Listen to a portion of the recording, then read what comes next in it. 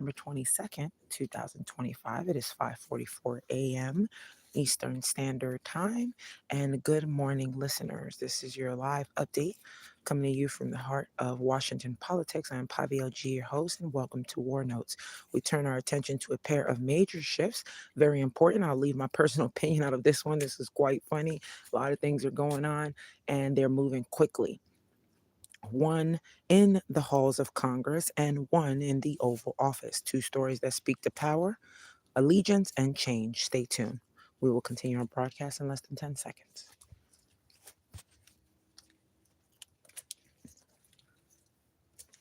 In a move few expected just weeks ago, Representative Marjorie Taylor Greene of Georgia announced that she will resign her seat in the U.S. House of Representatives effective January 5th, 2026.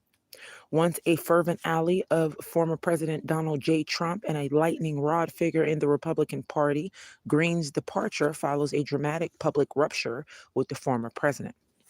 In her video announcement, she accused the political system and her party of sidelining her, lamented the toxic infighting, and declared she would not endure what she described as a hurtful and hateful primary, sparked by Trump's withdrawal of support, end quote. Trump, for his part, called her resignation, quote, great news for the country, end quote, and confirmed that he would not have endorsed her had she sought re-election. At the same time, in a surprising pivot on the national stage, President Trump met with incoming New York City Mayor-elect Zohran Mamdani at the White House. That was quite shocking to me, but I told you I would leave my opinion out of this one. But I was quite shocking, but I think that Mamdani does have a plan. I'll say that much. The meeting marked a sharp contrast to earlier bitter public attacks between the two men. Trump praised Mamdani as someone who will do a great job and even suggested that he'd be comfortable living in New York City under the incoming mayor's leadership. This is quite definitely a change from what Yellow Man was talking about last week about Mamdani's win. Alrighty, so the meeting signals, of course, a strange new alliance, or at least a detente, I would say.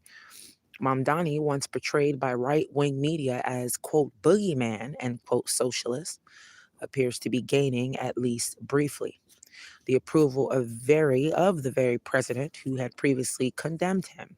Okay, we're talking about Trump now. We're talking about how Trump condemned Mamdani, and now he's all over Mamdani. We're also talking about Marjorie Taylor Greene resigning from Congress. All of this happening all at once. Now, listen, what we're starting to see here truly is that it's a strange new alliance. Awful. But taken together, these twin stories do underscore a large shift in the Republican landscape. The old allegiances are fracturing, man. The Republican Party is crumbling. New relationships are forming, as you can see, and the 2026 midterm elections are already being reshaped by this political realignment. So there you have it, folks. I am Pavio G, your host. This is one of the most visible figures of the MAGA movement era stepping out of Congress, Marjorie Taylor Greene, and a former adversary of the president stepping into his embrace, which is Mamdani. The implications of this, well, they'll ripple for beyond Washington indeed. We'll be watching very closely, folks, as the Georgia seat opens and the Trump-Mamdani dynamic unfolds. I thank you all for tuning in. Again, I'm Pavio G, your host, and you've been listening to War Notes. It's a live bulletin.